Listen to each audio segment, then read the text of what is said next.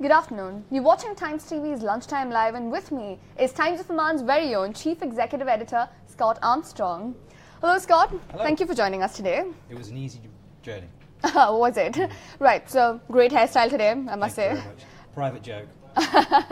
Right, so how long have you been with Times of Oman? I've been with Times of Oman for 3.5 years now as the Chief Executive Editor. And before that, where were you? I was working for a newspaper called The National in Abu Dhabi, and then the Bahamas, and I've been a journalist since I was 16 years old. Wow. When I did have hair.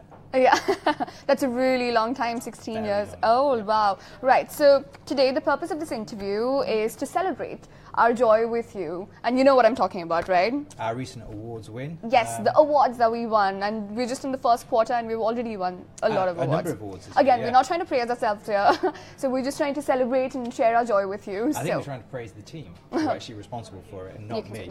Some very hard work, some very talented creative people have delivered some amazing projects. The most recent one, I've just come back from Kuala Lumpur, where we were at the Publish Asia Conference and the Asian Media Awards, and we won a gold award for magazine infographics, and we won a silver award for newspaper infographics. Okay, wow. The gold award was for a beautiful product that we produced for National Day last year, which was our Land of Frankincense supplement. Right. And I've even got a copy here so the readers can see what that was.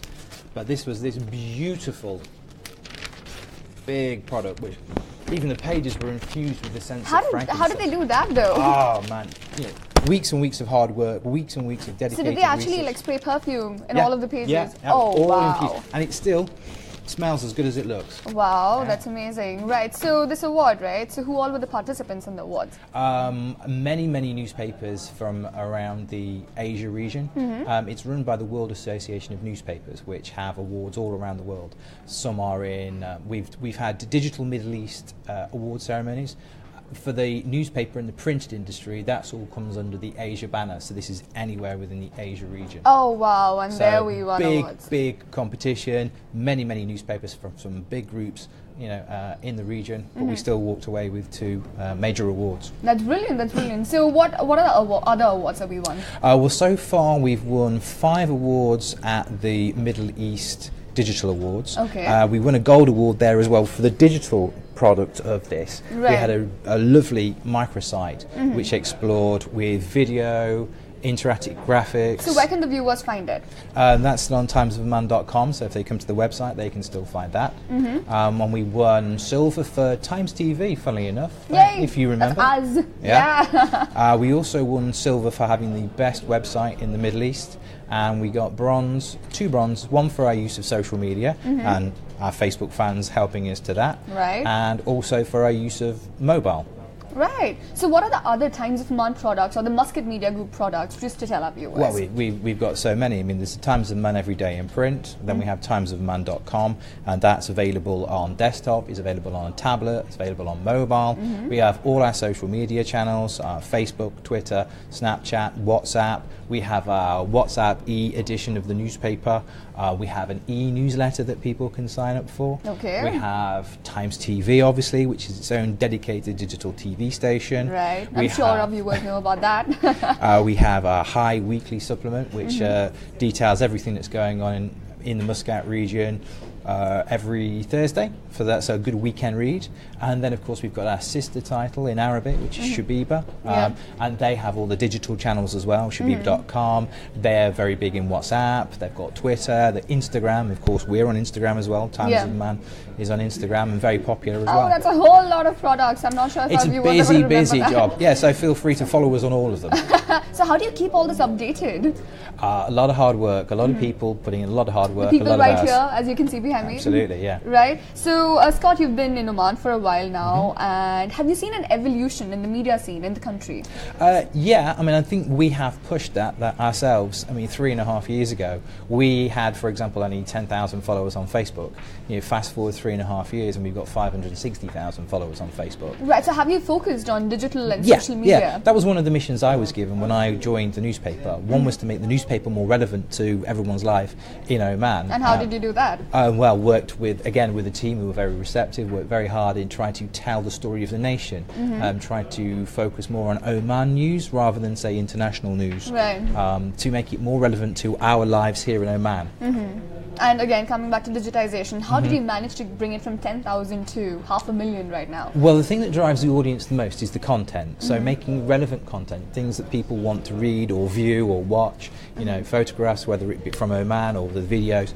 So it's all about the content to start with. We had to focus on what do we feel the audience wanted in their lives. Now, whether you're an Omani, whether you're an expat, you have a real interest in what's happening in the development of the nation and your daily life. Right. So that's what we focused on. So the first thing was to approach the content that we were creating every day, and the team worked very hard in trying to tell the stories of the nation, as I said. After that, technology, social media outreach, they all help, but the first place is content and thinking about what can we give the audience that's of value to them. So content is always king. Content is always king. Right, so this shift towards digitization is a global phenomenon. Why do you think it is happening? Well, because it connects us so easily with the information. I mean, you've seen what Facebook was 10 years ago. It was simply a kind of platform to connect with your friends. And now it's, I think a couple of years ago, it was even given an international award as News Provider of the Year, and it actually creates no news itself. Right. But it just we get access to information so much quicker. But is it a threat to print media, though? Many in the industry would say it's a threat. I view it as an opportunity. It complements our print channel. We still have many print readers, and we do now. The needle has gone. We now have more digital readers than we have print, but we've still got the biggest amount of print readers in Oman, and our print readers are incredibly important to us. And there's a big debate in the industry where we were worried about print, and now we're coming back and seeing the value in print again, because we understand that those readers that have stayed with us are, you know, loyal, engaged, valuable readers. So our mission, and actually the Times of Oman was started 40 years ago, I think 1975, actually slightly longer, by the current CEO and chairman's father, the late Essa al-Zajali. And his mission was to tell the story of the nation outside the borders of Oman. He wanted the Times of Oman to be an ambassador for Oman and to take the message of what was happening, what was good that was happening in Oman, beyond its borders. And essentially that remains true now more than ever. It just means that we can take our message to wherever people want to consume it. Because of the platform. Because of the platform. So if they want it in print, we're there in print. If they want it on their tablet, it's there in tablet. If they're a Facebook fan, you know, one of 560,000 in the country, that message is there for them as well. Right. So when it comes to numbers, and we're talking about the same organization, for example, Times of Oman, right? Yeah. So the print and digital, are they actually being competitors? Is one taking the followers from another? Is that happening? No, it's all one joint. I mean, you will see that we will break stories on the website in the day, and then we will develop them throughout the day, both online and then also for the audience in print the next day. So we try not just to have the next day's newspaper might be an analysis of what has happened of a story that broke the day before online. And frequently, you know, we make editorial decisions about what's going to be the front page tomorrow, what should be the big story, and we'll put a story online, and you'll see the audience go crazy for it. You can see this as an important issue for the readers, and that might change our minds about, well, actually, we're going to go for that for the front page story. So you kind of react to the audience's reaction that you get on social media. Right. So on the other hand, is social media platforms a competition for you, or is they posing a threat for you? For example, on Twitter, you can convey the news in 140 characters. Again, it's just another opportunity to reach out to the audience. We're there on Facebook, we're there on Instagram, we're there on Twitter. So it's not competition. Everything complements each other. Right. It's all part of an overall strategy to try and deliver the news to as many people as possible, whether they are Omani or expat, whether they're male or female, whether they're young or old. You know, we feel we've got good content. We feel there's lots of interesting things to say about Oman every day, and we want to reach them on as many platforms as possible, rather than the old traditional, which was you had to come to us. We want to come to you. We'll reach out to you on whatever technology you're using right now, whether it be, I think even our colleagues in Shabiba have got a smart watch app, so people can actually read the news on their smartwatches. Oh, is it? Yeah. Oh, wow. Smartwatch technology is going. Yes. Yeah, right. So what is the biggest challenge that you face right now in this market when it comes to digitization? That's an interesting question. The challenge for us is actually ourselves, and pushing ourselves to be better than yesterday every day. That's the biggest challenge. Better content, keep making sure that the readers are informed. That's the biggest challenge. We've actually seen that if we'd have feared that the audience wasn't going to come with us 3.5 years ago, that's been clearly proven wrong. Our website in 2013 was read about 7 to 8 million times across the entire year. Wow. Which seems okay. In 2014, when we started looking at telling the story of what was going on in Oman, that had doubled to more than 20 million. And then in 2015, the website had been read 40 million times. In 2016, last year, the website was read 56, nearly 57 million times. Oh, wow. So the audience is coming with us. Likewise, in social media, we've seen them go from 10,000 followers to 560,000 followers. It's the second biggest Facebook page in Oman for any business. Oh, okay. But we do have the largest number of followers inside Oman for any Facebook page. Right. And I think we've consistently for the last 3 years been one of the fastest growing Facebook pages in the country as well. Right. So the audience is coming with us. So the challenge isn't getting people to... but is the print platform also growing? Yes, our market share has gone up as well. Our market share in print has gone up. So we've got 62% more audience than in the English language market than we did 3.5 years ago. So they've also responded to local content. And sometimes their stories, they will agree with the stories that we print, and sometimes they will violently disagree with and I think the that's stories. what's interesting, right? The different views and everybody is entitled to an opinion. Yeah. And that's absolutely fine. Our mission is to put content in front of them that engages them, that they want to debate with, whether they agree or disagree. If it's, if the story's not there, then they can't have a view on it. Right. Our challenge is to try and bring well-sourced journalism to them, and then they can decide whether they're in favour of it or not in favour of it, or have an opinion. At least they're reacting to it. They're reacting to it, yeah. Right. So what is the biggest challenge? You spoke about the challenge that you face, but what is the challenge that the platform faces, according to you? The platform, technology, just keeping up with technology, because it keeps changing all the time. If you look at, in the past decade, we all just used to consume, even the early adopters would consume online news on one big desktop computer, a big PC computer, a massive monitor. Now, we've got the mobile phones. Who knows what comes next? You look at the UK, there's virtual reality, and we need to look at that, or there's augmented reality. Is that going to come to Oman? Well, who knows? There are some. Are you going to bring it to Oman? Well, if anyone will do, then Muscat Media Group will be the guys that pioneer it. Right. Part of the challenge is just to be able to do these things, but also to do these things well, because we genuinely believe here that it's pointless just launching something for its sake, but to actually do the research and then make sure we come to the market with a good product, like Times TV. We invested in the team, both expat and Omani, expertise to work on the channel to grow its audience, and that's paid off. I mean, last year we launched Times TV 2 years ago, and in its first year it was watched 4 million times. Last year it was watched 26 million times. Yes, and this year it's already been awarded a silver award by the World Association of Newspapers. So that kind of essentially says, and the winner was an Arabic channel based in Saudi Arabia, and we were the second channel that won. So we are technically the best English digital TV channel in the Middle East, right? Which is down to a lot of hard work from the team. Yeah. Okay, that does make me feel very good right now while taking the interview. I was just in cloud nine. It's nothing to do with me apart from hiring talented people. Right. So you've hired talent here. Yeah. Right. So let's talk about revenue again. Okay. Monetizing digital media. Do you think everybody in this region, they figured it out how to do it yet? No, I think actually we are one of the leaders in that. It's not easy.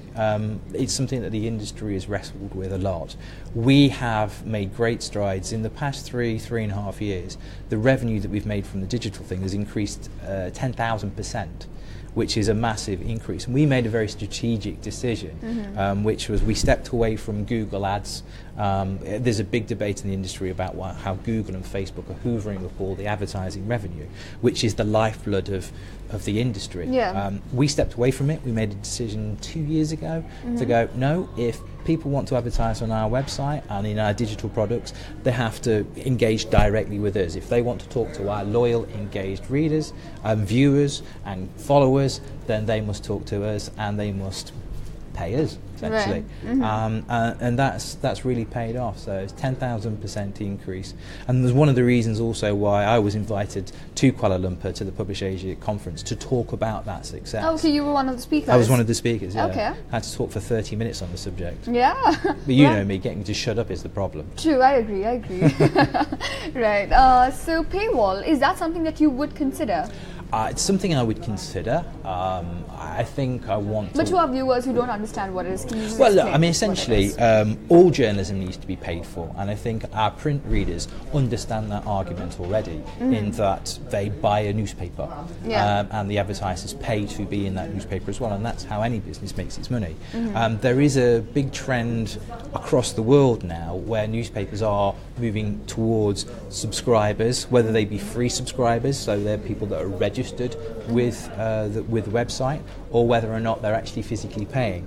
But do you think this model would work because of the number of options that's available right now? So it's about content, and do you have content that people are willing to pay for? And right now people are willing to pay for our content in print, and actually we've got some of the best digital content. Now, but when you're talking about print, I do think right now it's maybe a little early for us. I think we would look at a registration wall at some point soon, where we simply ask people to subscribe to us for free, give us their name, give us their email, give us information about themselves, so we can have a better conversation with them. I think it's a little early to be thinking about charging customers to use our digital platforms. That's still a way away, but it is part of the conversation moving forward in the future. So it could come in the future. It could. I mean, you look at the US, 300 newspapers this year have started charging, local newspapers have started charging for their content. You see the New York Times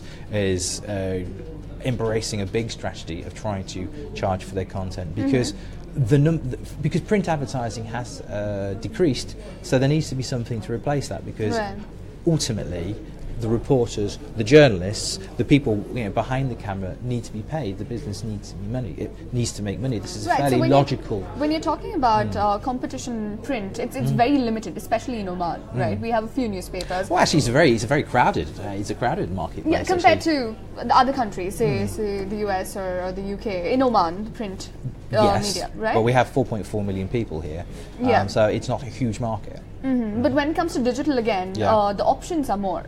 Yes. Yeah, they are. So how do you balance it then?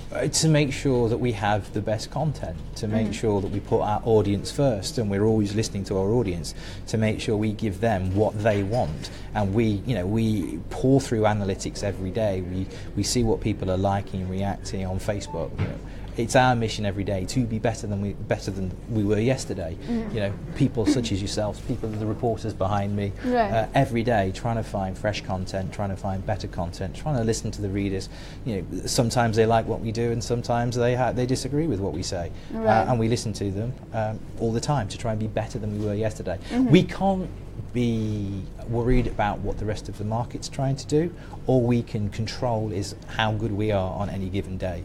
So we just have to be the best we can be every time we come in. Right. So Scott, media has had an influence on public opinion for a really long time, but conversely right now because of social media. So what is the kind of impact that social media has on digital organizations or media platforms like Times of Oman? As I keep coming back to it, I mean, it's an amazing opportunity. I mean, we've never been able to have such an instant conversation with our readers. Look, this is a live interview on social media where I'm being able to talk to our audience directly, about how much we really, really love the fact that they follow us, they like us, they consume our content. Thank you very much.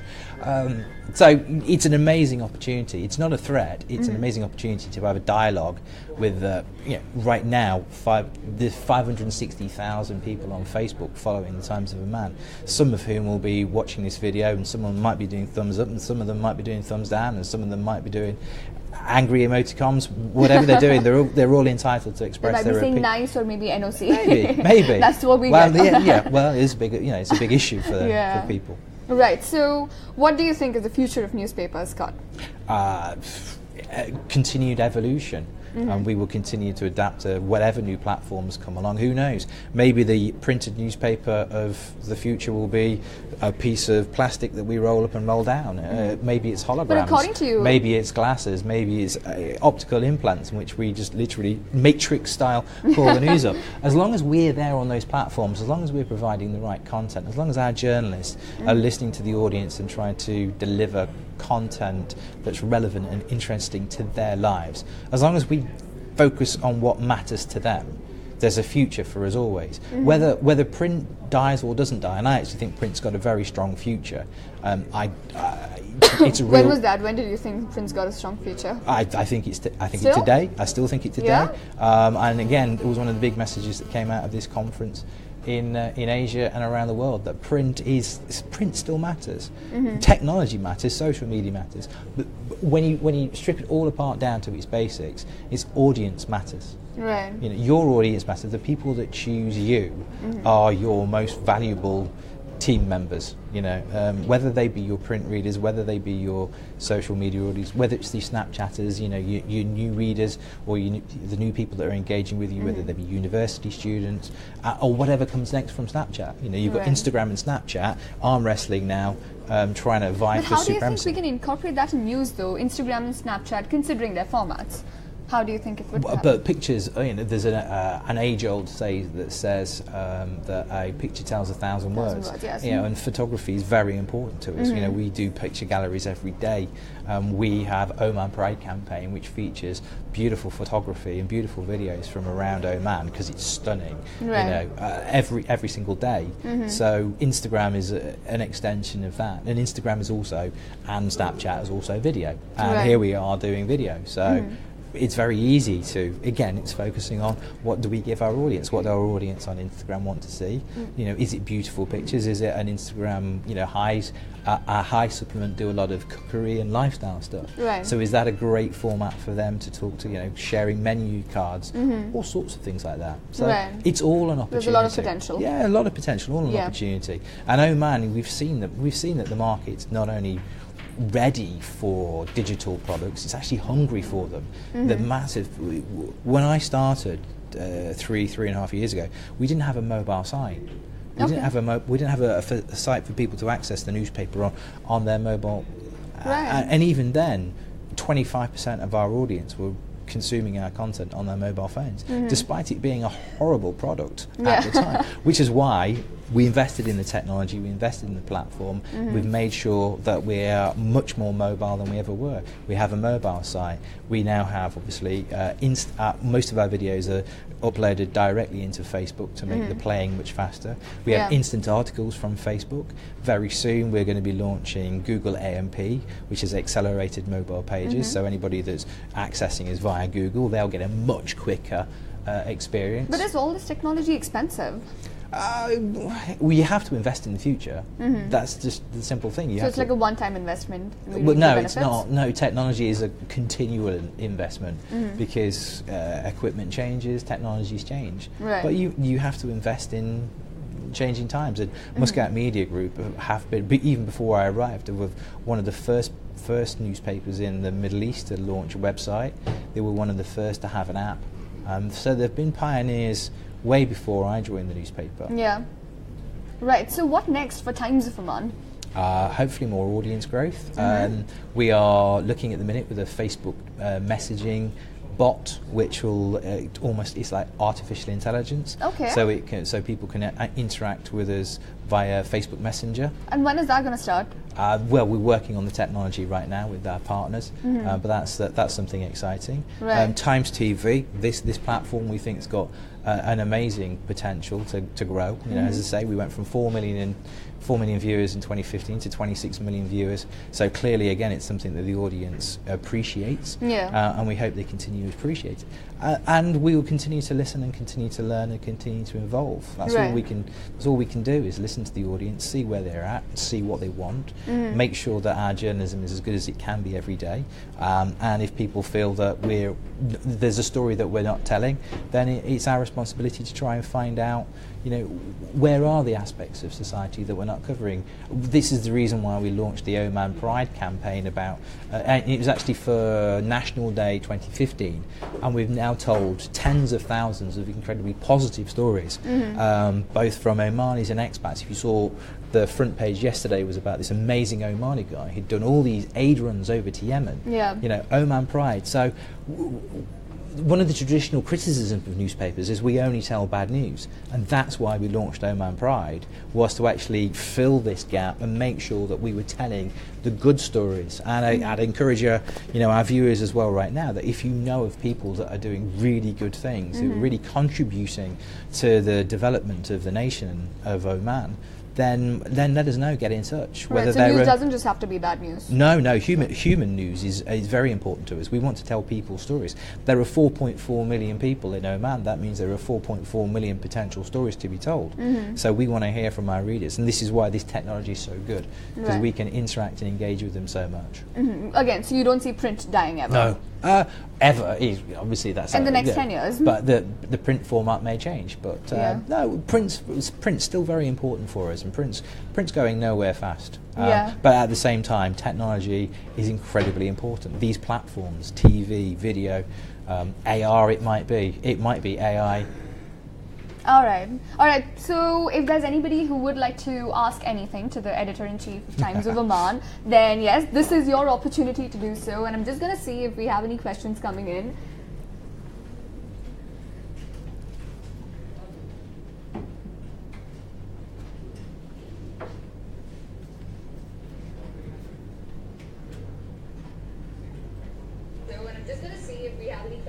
Yes, I can hear myself now.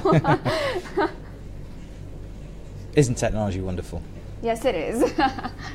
Right, so there are a lot of comments coming in, and we already have over 3,000 people who watched this interview. Wow. So all asking where I get my hair done, no doubt. Right, so there are a lot of people who want to know if there's something being done for the country's workers.